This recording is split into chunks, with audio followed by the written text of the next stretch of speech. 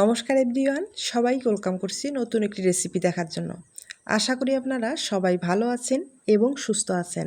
আজকে চালের গুঁড়ো দিয়ে একটা ডিজাইনার পিঠা রেসিপি নিয়ে আসলাম। চালের গুঁড়োর এই পিঠাটা খেতে কিন্তু ভীষণ টেস্টি হয়, তৈরি করাও অনেক সহজ। কোনো রকম ঝামেলা ছাড়া কম সময়ে এই পিঠাটা তৈরি করা যাবে। এবার চলুন মূল রেসিপিতে যাওয়া যাক। চালের গুঁড়ো প্রায় এখানে 100 গ্রামের মতো ব্যবহার করলাম। আর এটা শুকনো চালের গুঁড়ো, আতপ চালের গুঁড়ো। আপনারা চাইলে ভিজা চালের গুঁড়ো ব্যবহার করতে পারেন, অথবা চালের গুঁড়ো হাতের কাছে না থাকলে আটা ময়দা দিয়েও এই পিঠাটা তৈরি করে নিতে পারবেন। স্বাদ মতো লবণ দিয়ে দিলাম। এবার ফুটন্ত গরম জল দিয়ে একটা নরম ডো তৈরি করে নিতে হবে। এই ডোটা কিন্তু শক্ত করা যাবে না, একবারে নরম করে তৈরি করে নিতে হবে। এই পিঠাগুলো তৈরি করতে গেলে যে অনেকগুলো চালের গুঁড়োর দরকার হয় তা না, সামান্য পরিমাণে চালের গুঁড়ো হলেই কিন্তু অনেকগুলো পিঠা তৈরি করা যায়। আর যেহেতু এই পিঠাগুলো সংরক্ষণ করা যায়, আপনারা চাইলে কিন্তু একটু সময় বের করে পিঠাগুলো তৈরি করে নিতে পারেন এবং পুরো বছর সংরক্ষণ করেও খেতে পারবেন। ডোটা আমি খুব ভালোভাবে তৈরি করে নিলাম। একটুও কিন্তু দানা নেই, আর দানা থাকলে ডিজাইনটা তৈরি করতে সমস্যা হয়ে যাবে। আর সামান্য পরিমাণে ডো একটু আলাদা করে নিলাম, এটাতে ফুড কালার ব্যবহার করব। তবে আপনারা চাইলে কিন্তু ফুড কালারটা স্কিপ করতে পারেন। এখন এই ডোগুলো প্লাস্টিকের ব্যাগে আমি ভরিয়ে নেব। আপনারা যে কোনো নর্মাল প্লাস্টিকের ব্যাগে এই ডোগুলো ভরিয়ে কিন্তু ডিজাইনগুলো তৈরি করে নিতে পারেন।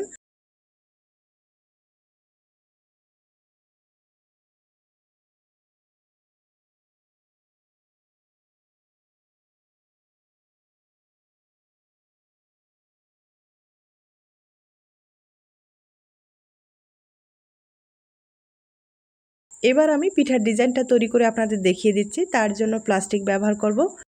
আপনাদের হাতের কাছে কলার পাতা অথবা গাছের কোনো বড় পাতা যদি থাকে তাহলে কিন্তু পাতায় আপনারা এই পিঠাটা তৈরি করে নিতে পারেন। আর আমার কিন্তু পাতার কোনো রকম ব্যবস্থা নেই, তাই প্লাস্টিকে তৈরি করে আপনাদের দেখিয়ে দিচ্ছি।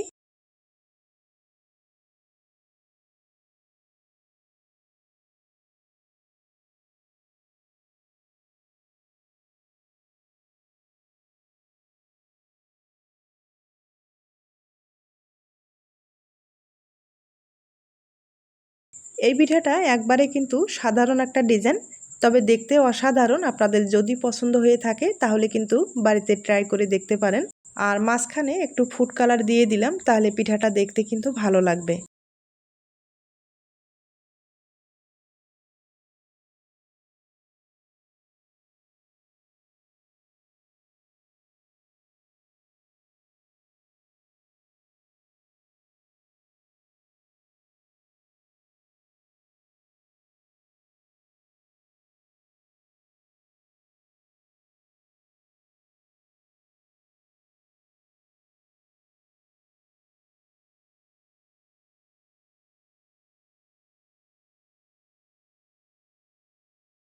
একটা পিঠা আমি তৈরি করে নিলাম, আর দেখতে পাচ্ছেন কতটা সহজে পিঠাটা তৈরি করা যায়। একইভাবে আমি আরেকটা পিঠা তৈরি করে আপনাদের দেখিয়ে দিচ্ছি।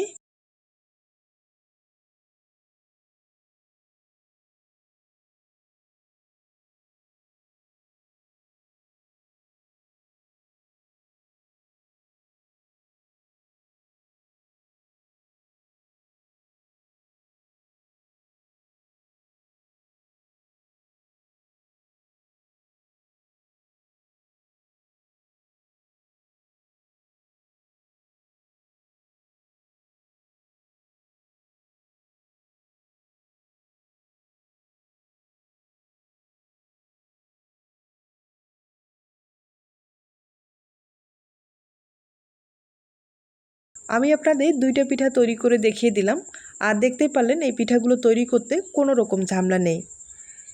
এবার আমি পিঠাটা একবারে কাছ থেকে আপনাদের দেখিয়ে দিচ্ছি। আর পিঠাটা দেখতেই পারছেন কতটা সুন্দর হয়েছে। এবার পিঠাগুলোকে ভাপিয়ে নিতে হবে। তবে পিঠাগুলো ভাপিয়ে নিতে বেশি সময় লাগবে না, এতটাই হালকা, 30 সেকেন্ডের মতো ভাপ দিলেই হয়ে যাবে।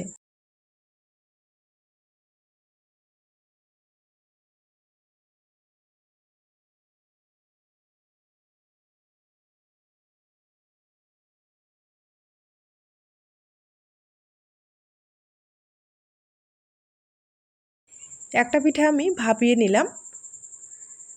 আর একইভাবে আমি আরেকটা পিঠা ভাপিয়ে আপনাদের দেখিয়ে দিচ্ছি। তবে একবারে কিন্তু অনেকগুলো পিঠা ভাপ দিতে যাবেন না, ডিজাইনটা নষ্ট হয়ে যেতে পারে। আর আপনাদের যদি বড় পাত্র থাকে তাহলে কিন্তু একবারে কয়েকটা ভাপ দিয়ে দিতে পারেন। আমার ছোট পাত্র, তাই একটা করে ভাপ দিয়ে আপনাদের দেখিয়ে দিচ্ছি।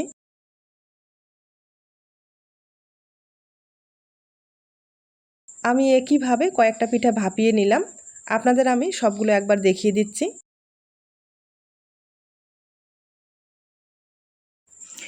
এই পিঠাগুলো এখন রোদ্রে শুকাতে হবে, আর রোদ্রে শুকাতেও কিন্তু বেশি সময় লাগবে না। আপনাদের যদি রোদ্রের ব্যবস্থা থাকে তাহলে কিন্তু রোদ্রে শুকাতে পারেন, অথবা ফ্যানের নিচেও কিন্তু খুব সহজেই এই পিঠাগুলো শুকিয়ে নিতে পারেন। তবে দীর্ঘদিন পর্যন্ত ভালো রাখতে হলে অবশ্যই মাঝে মাঝে একটু রোদ্রে শুকাতে হবে, আর রোদ্রে শুকালেই আপনারা পুরো বছর সংরক্ষণ করতে পারবেন।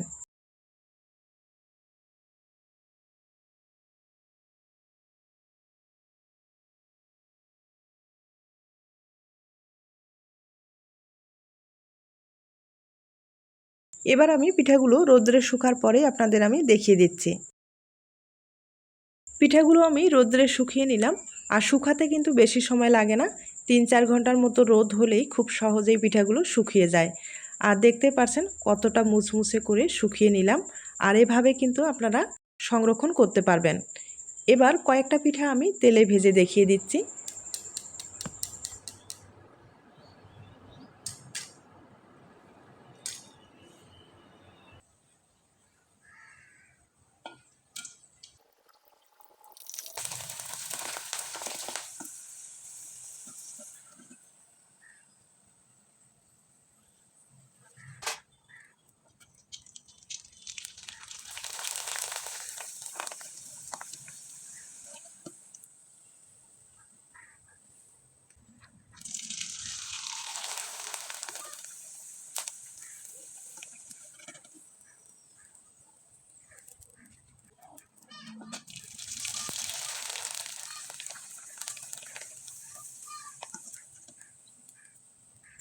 আমি আপনাদের কয়েকটা পিঠা ভেজে দেখিয়ে দিলাম। পিঠার এই রেসিপিটি আপনাদের কাছে যদি ভালো লেগে থাকে বা আপনার কোনো উপকারে আসতে পারে তাহলে কিন্তু একটা লাইক দিতে পারেন। আর এবার আমি একটা পিঠা ভেঙে দেখিয়ে দিচ্ছি। আমি কিন্তু উপর থেকে একটু চিনি ছড়িয়ে দিচ্ছি, তাহলে পিঠাটা খেতে কিন্তু আরও ভালো লাগবে। আপনারা চাইলে গুড়ের শিরা তৈরি করেও দিতে পারেন। আর এখন একটা ভেঙে দেখিয়ে দিচ্ছি।